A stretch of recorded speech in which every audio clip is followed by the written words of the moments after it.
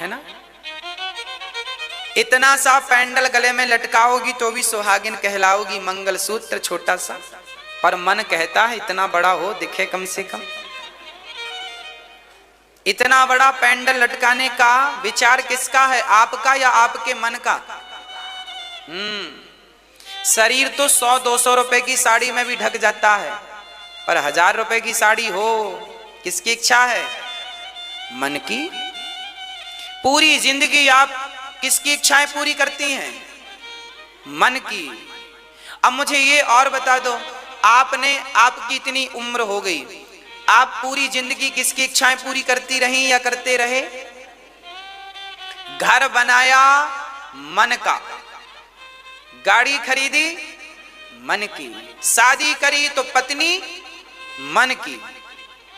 हाँ जी, पूरी जिंदगी आप मन का करते रहे। अरे मन का वहां मत करो, मन का ये करो। एक मन का राम, दो मन का राम, तीन मन का राम, चार मन का इसको भी बोलते हैं, इस मोती को भी मन का बोलते हैं। एक मन का मतलब राम राम राम नाम। मन को राम नाम में उलझाओगे तो ये और कहीं उलझने नहीं देगा, और राम नाम में नहीं उलझा तो जीवन भर आपको सुलझने नहीं देगा। मन की गति है अटपटी, झटपट लखे ना कोए, और मन की जब खटपट मिटे तो झटपट दर्शन होए। मन है मन के हारे हार है, मन के जीते जीत, मन ही मिलावत राम से, मन ही करत फजीत। इसलिए कहता हूं, दूसरों से जीतने से अच्छा है अपने आप से जीतने का प्रयास करो। दूसरों से हम हार गए तो कोई फर्क नहीं पड़ता, पर अपने से हार गए तो चलो आप कैसे हारना जीतना, आओ एक खेल खेलते हैं। एक महात्मा जी थे, बड़े जंगल में रहने वाले तपो पुरुष थे, सिद्ध पुरुष थे, बड़े दिव्य साधु थे, उच्च कोटि के। अचानक एक गांव से वो निकले तो सवेरे ताजी ताजी जलेबियां निकल रही थी, ताजी ताजी जलेबियां निकल रही। हाँ, महात्मा जी ने देखा, वाह बड़ा अच्छा सुगंध आ रही है। महात्मा के पास 1 रुपए था नहीं, और जलेबी का स्वाद कभी लिया नहीं था। आज पहली बार गांव से निकली तो जलेबियां। अच्छा, उन्हें यह भी नहीं पता था कि इन्हें खरीदना चाहिए या नहीं, इसका ज्ञान नहीं था। तब तक सेठ जी अंदर गए, जलेबी के मालिक अंदर गए, जलेबी अकेली रखी तो बाबा जी गए और जलेबियां खाने लगे। आहा हा हा हा हा हा हा, बड़ी अच्छी है, हा हा हा हा, बड़ी अच्छी है। खूब जलेबियां खाई। तब तक अंदर से मालिक आया, अरे मेरी चोरी से जलेबी खाता है। उसने जो लाठियां बरसाई, बाबा जी को डंडे बरसाए, एक गाल में मारा, दूसरे गाल में मारा, पीठ में मारा, लात मारा, हाथ मारा, 4 लोगों से और पिटवाया, चोर है चोर है। बाबा जी की अच्छी धुनाई हो गई। बाबा जी बड़े हंसे, वाह मन देख आज तेरे कारण कितनी लातें पड़ी। आज तू जलेबी की तरफ ना बढ़ता तो मुझे इतनी लातें ना मिलती। अब महात्मा जी आगे गए तो गाय का गोबर पड़ा था। महात्मा जी ने कहा, क्यों रे मन, जलेबी की तरफ तो जल्दी भाग गया था, गोबर की तरफ भी भाग। महात्मा जी ने कहा, चल गोबर खा। ए मन, जलेबी खा सकता, गोबर क्यों नहीं खा सकता? मन बोला, नहीं नहीं बदबू आ रही, ना ना ना, ना गोबर कोई खाता? बाबा जी ने कहा, खा। ठूंस दिया मुंह में। मन नहीं कर रहा था गोबर खाने का, पर मुंह में ठूंस दिया। मन ना करे माला जपने का तो भी इस हाथ को जबरदस्ती माला पकड़ा दो। मन ना करे भगवान की कथा सुनने का तो भी जबरदस्ती कथा सुनो, तब कहीं काम बनेगा। नहीं, ये मन कभी नहीं चाहता कि मैं गोबर खाऊं, हमेशा ये रबड़ी की तरफ बढ़ता है, जलेबी की तरफ बढ़ता, 56 भोग की तरफ बढ़ता है। मन तो विषयों की तरफ भागता है। मन स्त्री की तरफ, पुरुष की तरफ, विषयों की तरफ, इत्यादि विषयों की तरफ भागता है। अपने आप पर कंट्रोल जिसने कर लिया, हमारे सारे लोग चाय पीते हैं, हम नहीं पीते चाय। महीने 2 महीने में एक बार पी लेते हैं, वो भी इसलिए पीते हैं ताकि ना पीने का अहंकार ना आ जाए। सिर्फ चाय के विषय में ये बात है। कुछ लोग होते ना, गाना गा, महाराज जी हम तो चाय नहीं पीते। कहीं भी जाएंगे उनका प्रवचन चाय। महाराज हम चाय, हमारे बचपन से चाय की आदत छूट गई, नहीं पी रहे हम। और सब लोग चाय पीते। 10 मिनट लेक्चर देता, हमने कहा भाई इतनी देर में तुम 2 चुस्की मार लेते। चाय तुम थोड़ी सी पी लो ताकि तुम्हारा ये ना पीने का जो घमंड तुमने पाल रखा, अहंकार, ये समाप्त हो जाएगा। तो हम अपना घमंड तोड़ने के लिए चाय कभी कभी पीते हैं, महीने 2 महीने में, कभी मन हो गया पी लिए, नहीं तो नहीं पीते। चाय सब पीते हैं, हम नहीं पीते। हमारा भी मन करता है यार पी लो, सब पी रहे हैं। हम अपने मन को कहते पागल, सबकी तरह तू बनेगा क्या, चल चाय चाहिए तुझे।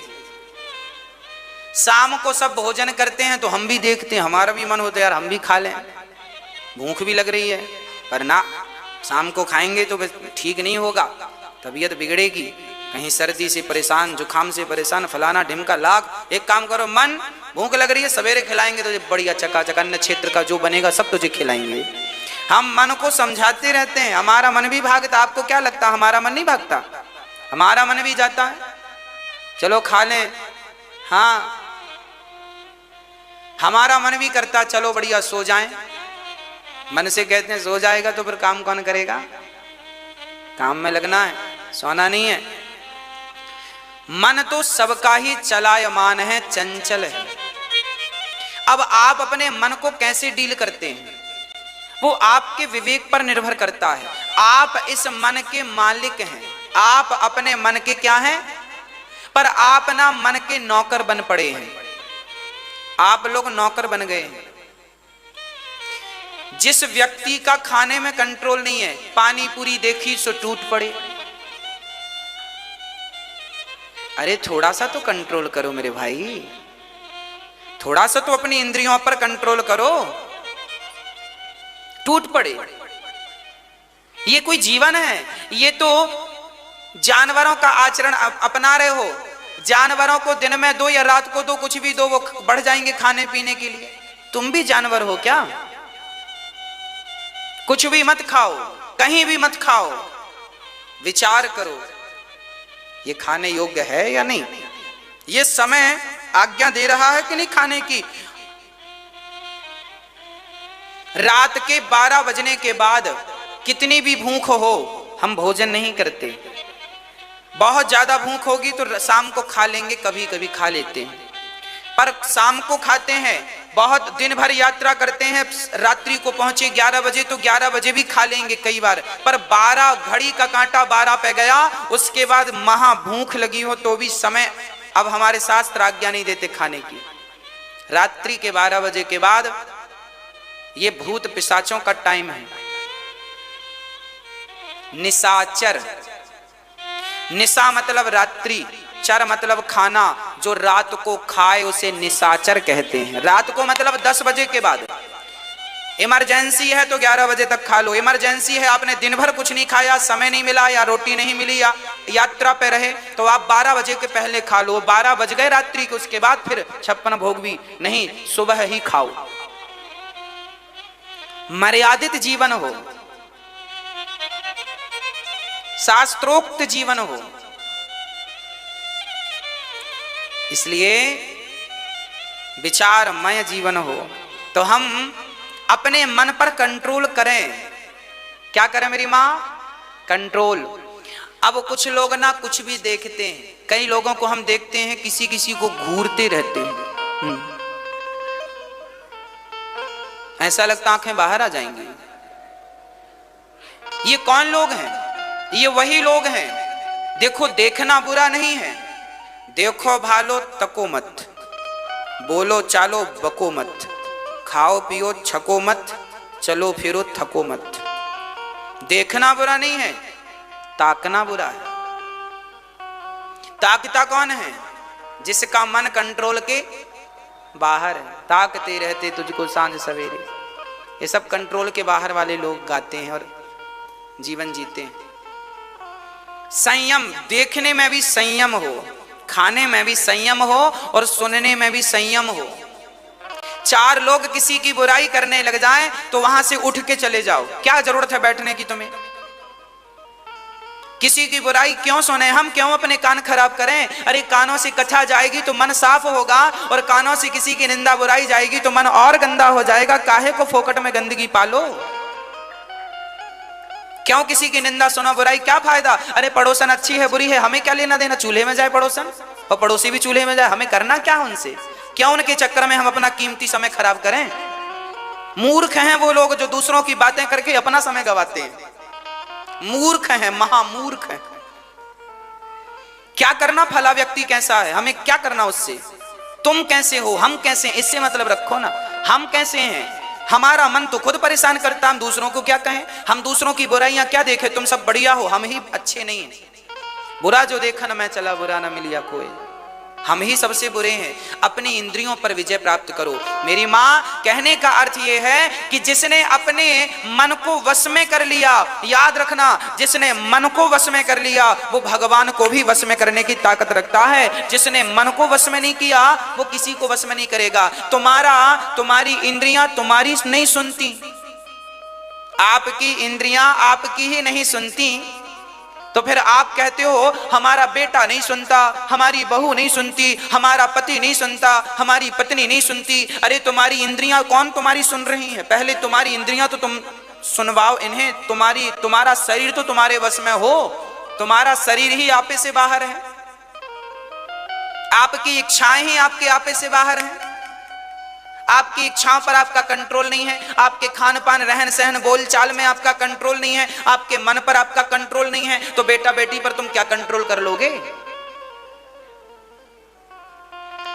भाई पानी में कोई डूब रहा है तो मैं उस डूबते हुए व्यक्ति को तब बचा पाऊंगा जब मैं स्वयं तैरना जानता हूं। अब मैं तैरना तो जानता नहीं हूं और पानी में कोई डूब रहा है, मैं होशियारी में कूद गया, तो कूद गया तो क्या होगा, अभी एक मरा है, अब तुम भी मरोगे।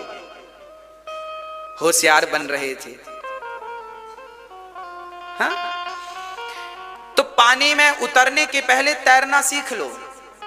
जब आप तैरना जानते होंगे, जब आप स्वयं अपनी रक्षा कर लेंगे तब तो दूसरों की रक्षा करेंगे। उसी प्रकार जब आप अपने मन को वश में कर लेंगे तब तो दुनिया आप वश में कर पाएंगे, तब तो लोगों को वश में करने की ताकत रखेंगे। अपने आप को ही वश में नहीं किया तो दूसरे को क्या खाक वश में करोगे।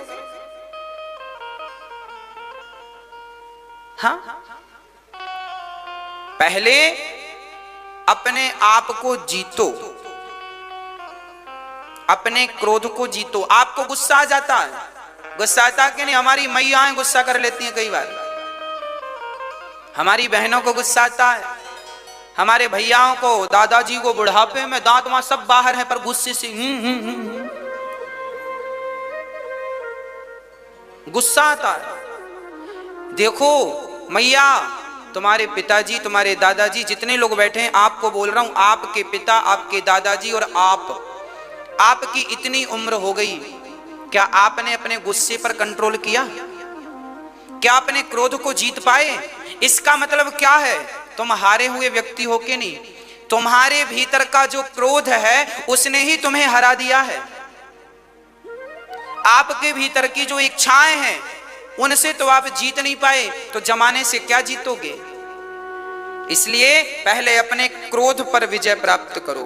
कहां गुस्सा करना है, कहां नहीं करना, विचार करो। अपने आप को जीतने का प्रयास करो, अपने क्रोध पर काबू करो। क्यों गुस्सा आता है भाई, क्या जरूरत है इसको आने की, फिर भी आता है। अच्छा, गुस्सा क्यों आता है इसका जानते हो, कारण क्या है?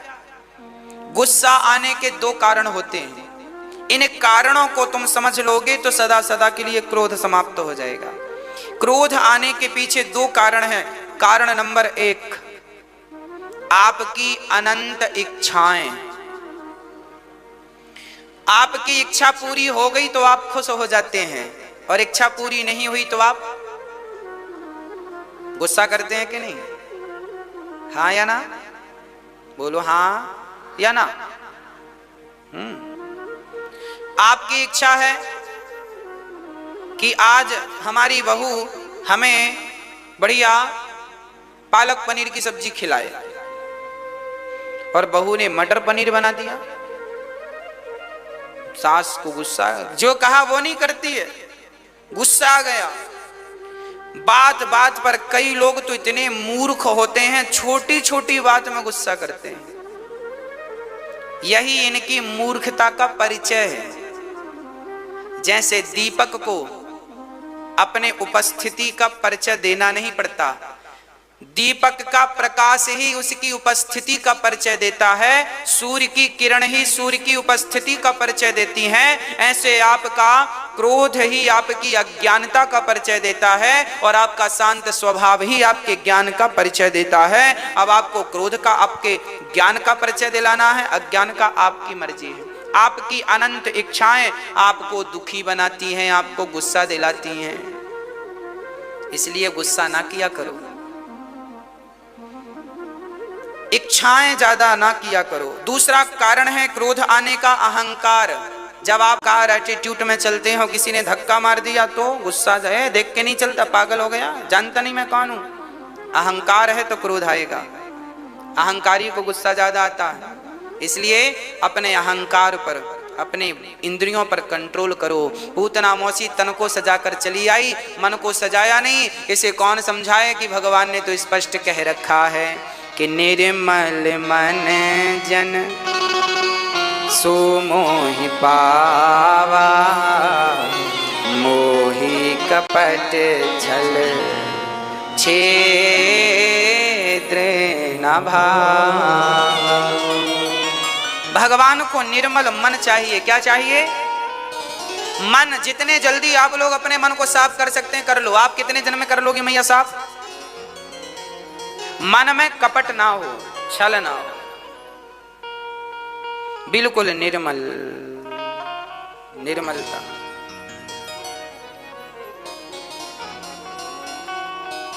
दर्पण में चित्र देखना हो तो दर्पण गंदा होगा तो दिखेगा कि साफ होगा तो दिखेगा। दर्पण को पहले साफ करना पड़ेगा, दर्पण साफ हो जाएगा तो आपका चित्र बिल्कुल स्पष्ट दिखेगा। उसी प्रकार जिस दिन मन साफ हो गया तो मन के दर्पण में परमात्मा का चित्र स्पष्ट दिखने लगेगा। परमात्मा का प्राकट्य उसी दिन होगा जिस दिन मन निर्मल हो जाएगा। अच्छा एक बात बताओ मैया जी, आपका मन यहां वहां भटकता है। सुनो, एक सुई के छेद में धागा डालना है और सुई को हिलाते रहें हम और आपसे कहें धागा डालो तो डाल सकते हैं आप? हिलती हुई सुई में कोई धागा डाल सकता है? संभव है? नहीं ना। जैसे हिलती हुई सुई में कोई धागा नहीं डाल सकता, धागा डालने के लिए सुई को स्थिर करना पड़ेगा तब कहीं धागा जाएगा। उसी प्रकार जिस दिन मन स्थिर हो गया उसी दिन परमात्मा रूपी धागा प्रवेश कर जाएगा आपके भीतर। परमात्मा जाने को तैयार है पर तुम्हारा मन स्थिर तो होए। मन ही स्थिर नहीं है। हे राधा रानी, मन बहुत चंचल है, कृपा करो आप नजरों से गिराना ना, चाहे जितनी सजा देना। नजरों से गिराना ना, चाहे जितनी सजा देना। नजरों से जो गिर जाए मुश्किल है संभल पाए। राधे तेरे चरणों की। हे राधा रानी, जो सजा देना है देना माँ, पर अपनी नजरों से ना गिराना। क्योंकि कहते हैं पहाड़ से गिरा हुआ व्यक्ति खड़ा हो सकता है पर नजरों से गिरा हुआ व्यक्ति कभी खड़ा नहीं हो सकता। इसलिए माँ अपनी नजरों से ना गिरा देना। इसलिए कहता हूं मेरी माँ, अब गुस्सा उस्सा ना किया करो, शांत चित्त से रहा करो।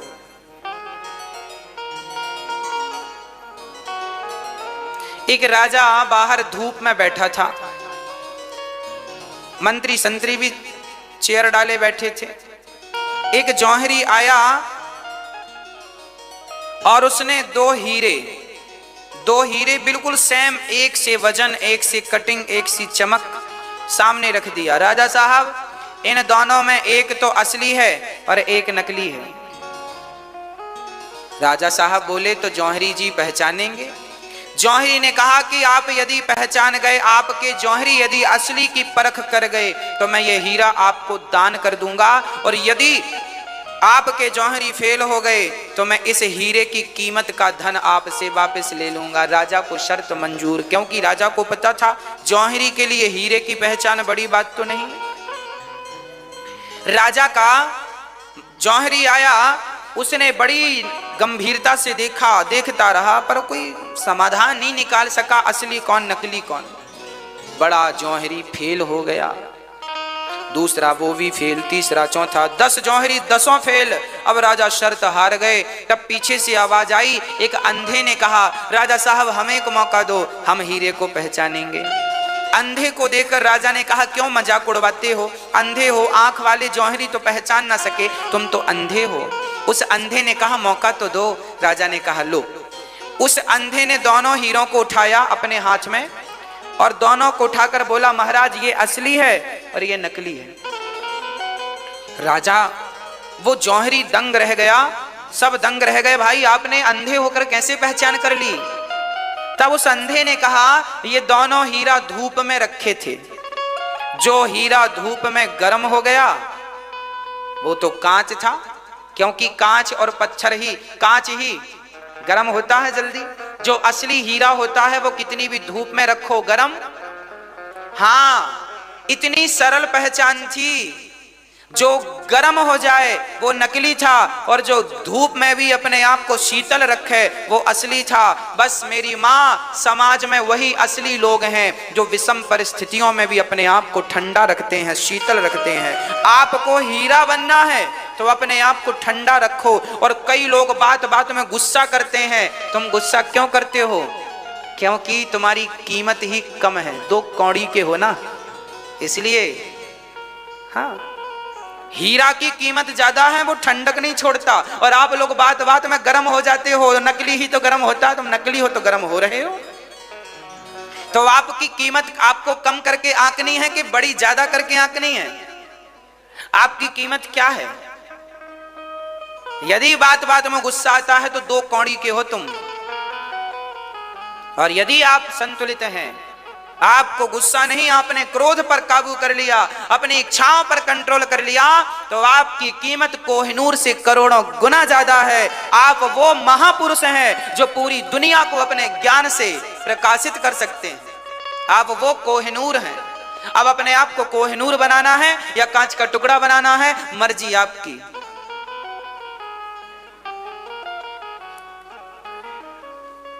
हाँ, शराबी आदमी शराब नहीं छोड़ पाता।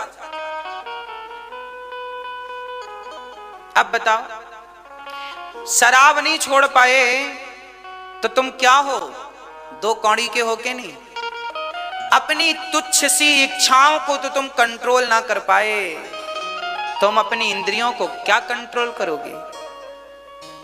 शराब जैसी घटिया गंदी चीज को ना छोड़ पाए, शराब को, मांस को, तंबाकू को, बीड़ी को, सिगरेट को, तंबाकू, सिगरेट, बीड़ी, शराब जैसी चीजें लोग छोड़ नहीं पाते, तो काम, क्रोध, लोभ, मोह ये कैसे छोड़ पाएंगे? यही तो विडंबना है आज के व्यक्ति में। घटिया से घटिया चीज तो छूटती नहीं, ये काम, क्रोध, लोभ, मोह को क्या छोड़ेंगे? सच कहता हूं मेरी माँ, यदि आप तंबाकू, सिगरेट, बीड़े इत्यादि के शिकारी हैं तो मैं आपको कहे देता हूं कि आपका इस संसार में जन्म लेना बेकार हो गया है। व्यर्थ नाली के कीड़ों की तरह रेंग रहे हो, जीवन जी रहे हो, कोई अर्थ नहीं है उस जीवन का। जो विषयों से भरा हो वो जीवन कोई जीवन है? ये जीवन है कोई? अरे जीवन कितना आनंदमय जीवन है। जब तुम मां के गर्भ से पैदा हुए थे ना, तब तुम 100% मनुष्य थे, पर जितनी आपकी उम्र बढ़ती गई मिलावटी आप बनते गए। 24 कैरेट का गोल्ड शुद्ध गोल्ड माना जाता, 24 कैरेट का। आप जब माँ के गर्भ से पैदा भये थे आप 100% मनुष्य थे, पर जैसे जैसे बड़े होते गए काम क्रोध लोभ मोह की मिलावट होती गई और मिलावट होने से आपकी शुद्धता समाप्त हो गई। अब आपसे पूछता हूं आप कितने % मनुष्य होंगे अभी प्रेजेंट में? आप बताओ आप कितने % मनुष्य होंगे? हाँ, इतना मिलावट करी कि सोना रह ही नहीं गया, पीतल ही पीतल बचा। अब आदमी आज का इंसान रह ही नहीं गया, बुराइयों का घर बन गया है। इंसानियत जैसी चीजें बची नहीं है साहब। इस कलयुग में तो बच पाना बड़ा कठिन है। जितने बचे हैं सब राम जी की कृपा के पात्र हैं। राम जी जिनको बचाएं वही बचे, नहीं तो संभव नहीं है। बड़ी भयंकर हवा चल रही है बाहर, ऐसी हवा चल रही है कि लोग बच नहीं पा रहे हैं। इसलिए जिन्हें बचाएं भगवान वो बचें, नहीं तो संभव नहीं है। पूतना ने भगवान को पकड़ा, भगवान ने स्तन पिया पूतना का, थोड़ा सा दूध था, दूध फिनिश किया, जहर था, जहर फिनिश किया। अब भगवान को लगा पकड़े ही हैं तो सही जगह पहुंचा दें। पूतना के प्राण पीने लगे कन्हैया, और जैसे ही प्राण पिए पूतना चिल्लाई, बालक छोड़ दो छोड़ दो छोड़ दो। भगवान बोले मौसी जी हम जल्दी से पकड़ते नहीं हैं, और पकड़ लें तो फिर कभी किसी को छोड़ते नहीं हैं। यहाँ पकड़ने की पूरी व्यवस्था है पर छोड़ने की नहीं है। भगवान ने पूतना प्राणों का अंत कर दिया। नंद बाबा जी आए, अब वसुदेव जी के यहाँ से कंस के यहाँ कर चुका कर लौटे तो पूतना मौसी के शरीर को काट काट कर चिताओं पे रखा, आग लगा दी। भगवान ने पूतना को वो गति दी, पूतना के शरीर से सुगंध निकल पड़ी। न जाने कौन से गुण पर दया निधि रीझ जाते हैं, यही सदग्रंथ कहते हैं, यही हरि भक्त गाते। पूतना पर भगवान ने कृपा की। भगवान दयालु हैं, इनकी दयालुता का प्रमाण पत्र पूतना मौसी है। मारने आई थी उसे भी तार दिया। तो हम लोग तो पूतना से ठीक हैं कि नहीं? हाँ कि ना? तो फिर हमारी गति तो पूतना से अच्छी होनी चाहिए। आपको क्या लगता है? आपको पता नहीं है? हाँ, आज हमारे गुरुजी कह रहे थे कि बेटा एक बार कोई राम बोल दे, एक बार कोई कृष्ण बोल दे, तो उसने करोड़ों जन्मों में जितना पाप किया है उन करोड़ों जन्मों के पाप की ताकत नहीं है कि वो तुम्हें नरक ले जा सकें। एक राम का नाम तुम्हें स्वर्ग ले जाने के लिए पर्याप्त है। सदगति दिलाने के लिए मात्र एक नाम काफी है, एक नाम। इसलिए आपसे कहता हूं नाम ना छोड़िएगा, काम करते रहिएगा, नाम जपते रहिए। पूतना मौसी का उद्धार भगवान ने किया। ये पूतना पिछले जन्म में राजा बलि की बेटी रत्नमाला थी। जब वामन भगवान गए तो सोचा इसने ऐसा बेटा मेरा होता तो दूध पिलाती। भगवान बोले तथास्तु। और जब वामन भगवान ने 3 पग में सब नाप लिया तो बोली ऐसा छलिया बेटा मेरा होता तो जहर पिलाती। भगवान बोले ये भी तथास्तु। तो जहर पिलाने का संकल्प भी पूरा हो गया और दूध पिलाने का संकल्प भी भगवान ने एक ही जन्म में पूरा कर दिया। अन्य ग्रंथों के अनुसार ये पूतना पिछले जन्म में कुब्जा कैकई की मंथरा थी। मंथरा इस जन्म में पूतना बनी और भगवान ने उन्हें सदगति प्रदान की।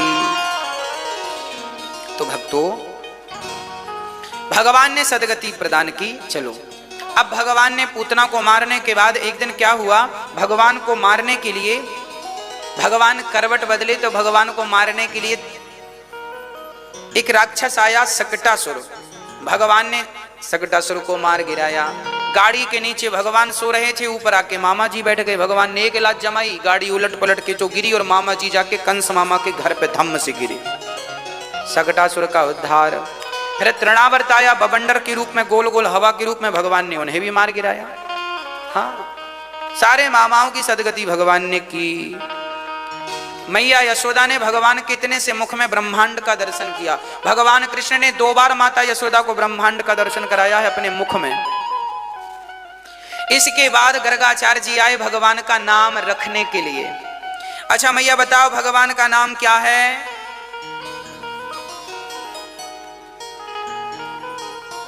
भगवान का नाम क्या है? बताओ भगवान का नाम क्या है? क्या नाम है? कृष्ण। और नाम क्या है? कान्हा। और नारायण। और क्या नाम है? हाँ, भगवान का नाम है अक्ष। अक्ष मतलब हिंदी की पूरी वर्णमाला में कितने अक्षर हैं? कितने अक्षर हैं? हाँ? चलो, आ पहला अक्षर क्या है? आ। और आखिरी अक्षर क्षत्रज्ञ है ना। अक्ष, आ फर्स्ट अक्षर आ और अक्ष छ है ना। तो पहले आ से लेके आखिरी ज्ञा तक जितने भी अक्षर हैं, हर अक्षर कृष्ण का सूचक है, हर अक्षर परमात्मा का सूचक है। इसे कहते हैं ब्रह्म। शब्द ही ब्रह्म है, अक्षर।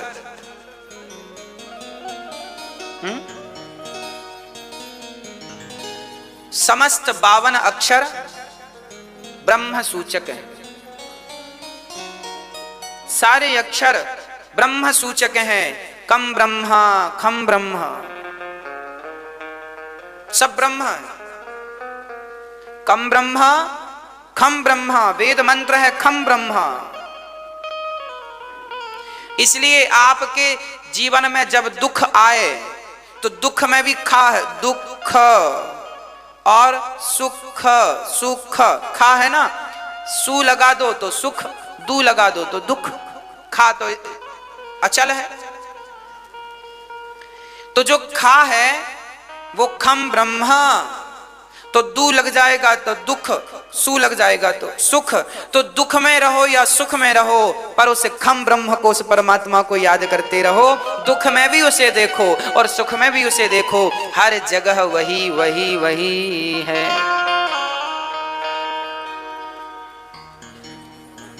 भगवान के 16 संस्कार, हमारे सनातन धर्म में संस्कार 16। आप अपने बच्चों को संस्कार दे रहे हैं कि नहीं मेरी मां? जरूर देना। कल को रोने मत लग जाना, बेटा नालायक है। अरे भाई, अभी से संस्कार दोगे तो कल को नालायक बनेगा ही नहीं। संस्कार नहीं दोगे तो नालायक बनेगा। और संस्कार सबसे पहले तो माता पिता को आने चाहिए। माँ बाप की गलती के कारण बच्चों के संस्कार बिगड़ते हैं। संस्कार कैसे होते हैं? बच्चों को चरण छूने के संस्कार दो। बेटा ऐसे प्रणाम किया जाता है। बच्चों को बचपन से ही रामचरितमानस पढ़ाओ, गीता पढ़ाओ। छोटे बच्चे हैं ना, 5 घंटे 7 घंटे स्कूल पढ़ते हैं, 1 घंटा 2 घंटा कोचिंग जाते हैं। अरे तो आधा घंटा गीता पढ़ाया करो।